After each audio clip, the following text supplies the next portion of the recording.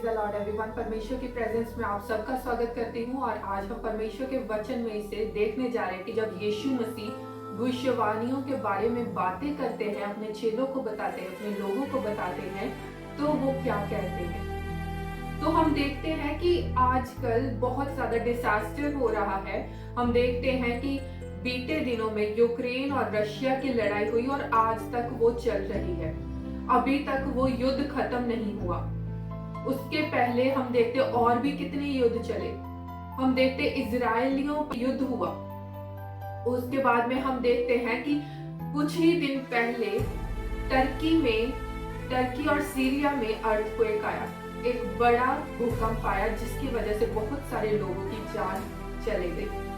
हम देखते हैं कि बहुत डिजास्टर इस दुनिया में हो रहा है और ऐसे ऐसे चिन्ह हमें देखने को मिल रहे हैं कि हम सभी जानते हैं, हम सब लोग जानते हैं कि जब यीशु मसीह आएंगे उससे पहले ये सभी चीजें हमें देखने को मिलेंगी। ये कोई नई बात नहीं है कि जो मैं आपको बताने जा रही हूँ कि परमेश्वर जब आएंगे, यीशु मसीह जब आएंगे, परमेश्वर का वचन कहता है कि ये सभी चिन्ह होंगे, ये सभी चीजों की शुरुआत होगी। परमेश्वर ये नहीं है कि आज हमने भूकंप देख लिया, आज हमने वो डिजास्टर्स देख लिए तो आज ही यीशु मसीह आ जाएंगे, नहीं। पर परमेश्वर यीशु मसीह तब आएंगे जब उनका वक्त होगा। अभी ये शुरुआत है। परमेश्वर के आने का समय बहुत निकट आ चुका है, पर वो समय के लिए हम क्या तैयार हैं? हम देखते हैं कि यीशु मसीह अपने चेलों को, अपने लोगों को, अपने वचन में हम देखते हैं कि परमेश्वर यीशु मसीह अपने लोगों को, अपने चेलों को बताते हैं कि जब अंत के दिन होंगे तो क्या क्या होगा।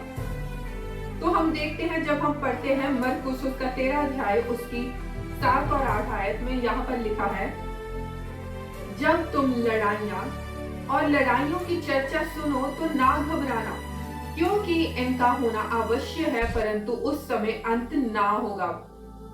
क्योंकि जाति पर जाति और राज्य पर राज्य चढ़ाई करेगा, हर कहीं भूकंप होंगे, अकाल पड़ेंगे, ये तो पीड़ाओं का आरंभ ही होगा। आमीन। हम यहाँ पर देखते हैं कि यहाँ पर वचन में लिखा हुआ है, जब यीशु मसीह जैतून के पहाड़ पर चढ़े थे और वहां पर अंद्रयास को पूछते हैं, पतरस को पूछते हैं कि तुम क्या समझते हो कि मैं कौन हूं, तो उन्होंने ये अग्री किया कि आप परमेश्वर के पुत्र हो। तो परमेश्वर यीशु मसीह कहते हैं कि हाँ मैं वही हूँ। और बाद में क्या होता है कि अपने आने का जो समय, क्योंकि हम देखते हैं कि पूरी बाइबल जो है हमें भविष्यवाणी के बारे में बताती है। यीशु मसीह के आने से पहले यीशु मसीह के बारे में भविष्यवाणियां हुई। अब जो अंत के दिन चल रहे हैं और आगे अंत आने वाला है उसके बारे में भी यशाया भविष्यवक्ता ने और बहुत सारे भविष्यवक्ताओं ने भविष्यवाणियां की। और हम देखते हैं कि वो सभी जो यीशु के आने तक और अभी तक जितनी भी भविष्यवाणियां की थी वो सभी पूरी हो रही हैं और कुछ जो है पूरी होने वाली है। परमेश्वर का वचन हमेशा और जरूर पूरा होगा।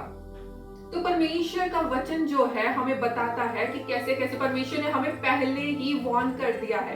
परमेश्वर ने हमें बता दिया है कि ये सब चीजें होंगी। परमेश्वर ने हमें बता दिया है कि इनमें से तुमने कैसे पार जाना है, इसमें से तुम कैसे बच सकते हो। परमेश्वर ने हमें अनंत जीवन दे दिया, उसका मार्ग दिखा दिया। परमेश्वर ने हमें अपना वचन बताकर हमें सच्चाई का मार्ग दिखाया, हमें जीवन दिया ताकि हम खत्म ना हो जाए, हमारा नाश ना हो जाए। परमेश्वर ने इसीलिए हमें हर एक चीज बताई ताकि हमें पता चल सके कि हमें अब क्या करना है, हम डर ना जाए या फिर हमारा कोई नुकसान ना हो जाए अनंत जीवन के लिए। पर परमेश्वर चाहते कि हम अनंत जीवन पाए, तो परमेश्वर ने हर एक चीज को इसमें बताया है। परमेश्वर का वचन हमें बताता है हर एक भविष्यवाणी के बारे में जो हमारे साथ होता है, चाहे वो परसिक्यूशन हो, चाहे वो नेचुरल डिजास्टर हो, चाहे वो कोई भी चीज हो, चाहे वो टेम्पटेशंस ही क्यों ना हो, हर एक चीज के बारे में यीशु मसीह ने हमें बताया। इस वचन में से हम पढ़ते हैं और हम देखते हैं कि परमेश्वर ने हमें बताया कि हम कैसे इन चीजों से बाहर निकल सकते हैं, कैसे हम इन चीजों से बच सकते हैं। परमेश्वर हमें एक एक चीज, छोटी से छोटी चीज बाइबल में हमें बताते हैं। तो हम बहुत ब्लेस्ड लोग हैं कि हमें परमेश्वर ने एक एक चीज को बताया है। हमें अनंत जीवन देने के लिए परमेश्वर ने ये सभी चीजें पहले ही बता दी है। तो तो हम देखते हैं कि परमेश्वर का वचन कहता है, जब तुम लड़ाइयां और लड़ाइयों की चर्चा सुनो तो ना घबराना, क्योंकि इनका होना अवश्य है, परंतु उस समय अंत ना होगा। परमेश्वर का वचन यहाँ पर क्लियरली बता रहा है कि जब हम ये चीजों को सुनते हैं, युद्ध हो रहे हैं इस दुनिया में, बहुत बहुत सारी चीजें होती हैं। यहाँ पर कहीं क्या हो रहा है कि फिजिकल वॉर हमें देखने को तो नहीं मिल रही, पर हमें कोल्ड वॉर मिल रही है देखने को।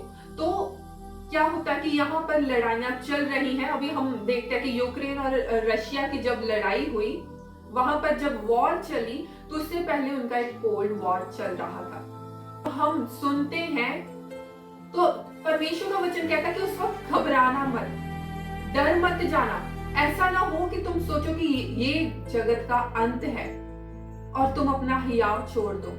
नहीं, परमेश्वर का वचन नहीं कहता ऐसा कि तुम उस वक्त अपना हियाव छोड़ दो और तुम सोच कर बैठ जाओ कि अभी अंत है और अंत हो चुका है, अंत होने वाला है, अभी कोई उम्मीद नहीं है। पर परमेश्वर का वचन हमें एक नई उम्मीद देता है और परमेश्वर का वचन कहता है कि ये अंत नहीं है, ये बस शुरुआत है।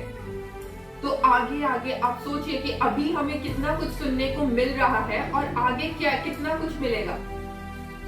हमें उन चीजों के लिए तैयार होना। जब हम देखते हैं 8 आयत में तो लिखा है, क्योंकि जाति पर जाति और राज्य पर राज्य चढ़ाई करेगा, हर कहीं भूकंप होंगे और अकाल पड़ेंगे, ये तो पीड़ाओं का आरंभ ही होगा। तो परमेश्वर का वचन कहता है कि भूकंप पर भूकंप होंगे। अगर हम न्यूज को तो हम देखते हैं कि कहीं ना कहीं हर रोज अर्थक्वेक आ रहे हैं। ये टर्की और सीरिया का ज्यादा फेमस हो गया क्योंकि ये कुछ ज्यादा बड़ा था, पर और भी कंट्रीज में हर रोज हमें देखने को मिलता है। हम जब न्यूज़पेपर को पढ़ते हैं तो हम देखते हैं कि कहीं पर इतना आया, कहीं पर इतना आया, हर रोज भूकंप होते हैं। और हम देखते हैं कि अकाल कैसे पड़ रहे हैं। हालांकि न्यूज में आ रहा था तो वहां पर बोल रहे थे, वहां पर लिखा हुआ था कि पाकिस्तान में बहुत ज्यादा महंगाई हो चुकी है, वहां पर दूध 100 रुपए कुछ ऐसे कुछ मिल रहा है, इस चीज की कमी है, उस चीज की कमी है, उसका रेट बढ़ चुका है। तो ये अकाल ही है। जब अनाज खत्म हो रहा है, खाने पीने को कुछ नहीं है, तो वो चीजों का जो प्राइस है वो बढ़ता जा रहा है, क्योंकि उसकी सप्लाई पीछे से कम हो चुकी है, क्योंकि कुछ आ ही नहीं रहा, ये सब कुछ कम हो चुका है। तो इसीलिए उसके जो प्राइसेस हैं वो बढ़ चुके हैं। तो ये है कि अकाल पड़ रहा है और आने वाले दिनों में और भी अकाल पड़ेंगे। मैं आपसे कह रही हूं कि आने वाले दिनों में और भी अकाल पड़ने वाले हैं। ये एक प्रोफेटिकल वर्ड है कि आने वाले दिनों में और अकाल पड़ेंगे और देशों में। इस साल में ही आप बहुत अकाल को देखोगे। तो आपको परमेश्वर पर भरोसा रखना है, प्रार्थना करनी है, प्रार्थना करते रहना है ताकि आप उसमें स्थिर रह सको। परमेश्वर का वचन कहता है कि एक धर्मी व्यक्ति कभी भूखा नहीं सोएगा। शेर के बच्चों को भूखा सोना पड़ेगा, चाहे उनको सोना पड़ेगा शेर के बच्चों को भूखा, पर परमेश्वर के जो विश्वासी लोग हैं, जो धर्मी हैं, जो परमेश्वर के वचनों पर चलते हैं, उनको भूखा नहीं सोना पड़ेगा। परमेश्वर उनको हर एक चीज मुहैया करेंगे। जैसे उन्होंने इजराइलियों को मन्ना दिया, वैसे ही वो हमें मन्ना देंगे। और हमें कुछ खाने की जरूरत ही नहीं है। हमें हमारे लिए बाइबल ही काफी है खाने के लिए। ये हमारा खाना है जो सिर्फ हमारी आत्मा को ही नहीं सेटिस्फाई करता, बल्कि हमारी फिजिकल हेल्थ को भी सेटिस्फाई करता है। हम सोचते हैं कि आत्मा को सेटिस्फाई करने के लिए, आत्मा की भूख बुझाने के लिए बाइबल काफी है, पर हमें फिजिकली हमें खाना पड़ता है। बिल्कुल सच, ये बिल्कुल सही है। परमेश्वर ने हमारे लिए इसीलिए खाना बनाया है। पर जब ऐसे हालात आ जाते हैं, जब खाना नहीं होगा, जब अकाल पड़ जाएंगे, तो ये बाइबल जो है आपका फिजिकल खाने का भी काम करेगी। तो हमें जितना हो सके उतना बाइबल को अंदर लेते जाना है, इसके वचनों को खा लेना है। सिर्फ ऊपर ऊपर से नहीं पढ़ना, परमेश्वर के वचन को अंदर ले जाइए, खा लीजिए, ताकि आप सेटिस्फाई हो सको। जब आपका प्रेम बाइबल से पूरी तरह से लग जाएगा, परमेश्वर से लग जाएगा, तो आपको किसी और चीज की भूख और प्यास नहीं लगेगी। तो ये है। तो मैं ये नहीं बोल रही कि फिजिकल जो हम खाना खाते हैं, हम जो खाना खा रहे हैं उसकी जरूरत नहीं है, उसकी जरूरत हमें है। पर जब ऐसे हालात आ जाते हैं, आएंगे और आ जाते हैं, तब हमारा सिर्फ एक ही खाना रह जाता है, वो हमारा परमेश्वर का वचन है। तो परमेश्वर के वचन को जितना खाया जाता है आप खाइए। ये जो मन्ना परमेश्वर ने हमें दिया है, जो स्वर्ग से उतरा है, ये मन्ना स्वर्ग से उतरा है, स्वर्ग के खेतों से ये मन्ना आया है। इसको खाते जाइए और आप देखेंगे आपकी सोल, आपकी हेल्थ जो है और ज्यादा सेटिस्फाई हो रही है, आपको सेटिस्फेक्शन मिलेगी। और आप परमेश्वर में जब बढ़ते जाओगे तो ये डिजास्टर की जब आप बातें सुनोगे तो आपको कोई फर्क नहीं पड़ेगा। आप ये नहीं सोचोगे कि अब मेरा क्या होगा, मैं ऐसे करूंगा वैसे करूंगा, नहीं, क्योंकि आपको पता है कि मेरे लिए एक आशा है, अनंत जीवन की आशा।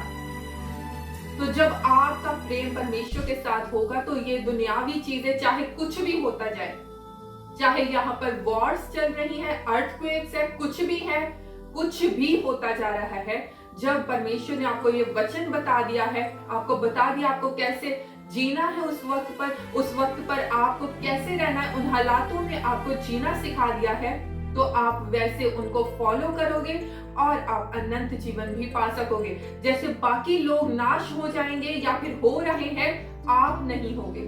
तो आपको जरूरत है कि आप तैयार हो जाइए, परमेश्वर का राज्य बहुत निकट है। आपको तैयार होने की जरूरत है, आपको इस वचन को अपने अंदर लेने की जरूरत है, ताकि आप उन हालातों में स्थिर रह सको और गिरो ना।